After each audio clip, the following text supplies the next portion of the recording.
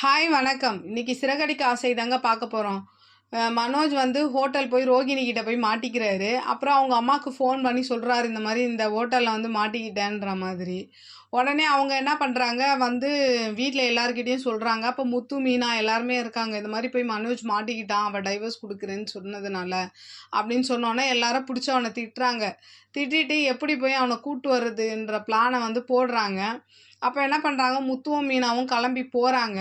இந்த பக்கம் பார்த்தீங்கன்னா, அது வந்து ரோகிணிக்கு தெரிஞ்சிருது. "நீ உங்கள் அம்மாவுக்கு ஃபோன் போட்டு சொல்லிட்டியா? உங்கள் அம்மா வந்தாங்கன்னா, இப்போ வந்து கதவை தட்டுவாங்க, நான் தூக்கு மாட்டி தொங்குறேன்ற" மாதிரி இவனை போட்டு இன்னமும் மிரட்டிக்கிட்டே இருப்பாங்க. அப்போ பார்த்தீங்கன்னா, அந்த டைமில் பெல் அடிக்கும்.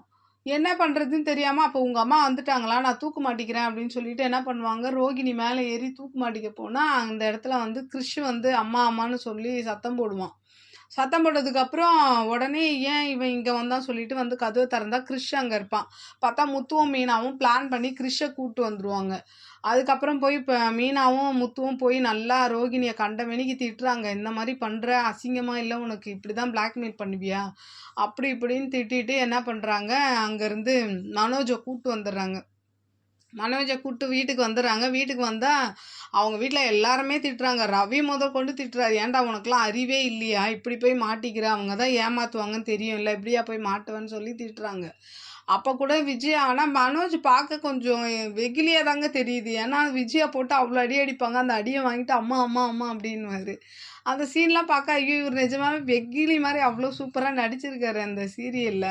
நல்லா இருந்துச்சு அந்த சீன்லாம், அவர் அடி வாங்குறது அதெல்லாம் ரொம்ப வெகுளித்தனமாக ரியலாகவே இருக்கிற மாதிரி இருந்தது. அப்படியே அடி வாங்கிட்டு "இல்லைம்மா இல்லைம்மா இல்லைம்மா" அப்படிம்பாரு. அதுக்கப்புறம் வந்து எப்படியோ காப்பாற்றி நடந்ததெல்லாம் சொல்லுவாங்க. இது மாதிரி கிறிஷை கூட்டு போய் தான் காப்பாற்ற முடிஞ்சுது அப்படின்னு சொல்லி.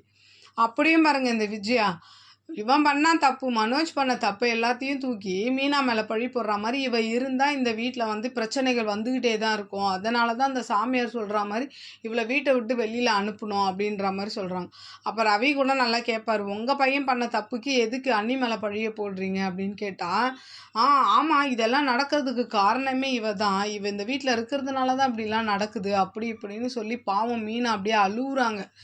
என்னதான் இவங்களுக்கு அவங்க தேடி தேடி போய் நல்லது பண்ணா கூட, இவங்க வந்து அப்படி திருந்துற மாரியே தெரியல விஜயா. என்ன நடந்தாலும் அந்த வீட்ல அதுக்கு காரணம் மீனா, மீனா, மீனா தான் சொல்லிட்டு இருக்காங்க. இதோட இந்த சீரியல் முடியுதுங்க இன்னைக்கான எபிசோடு.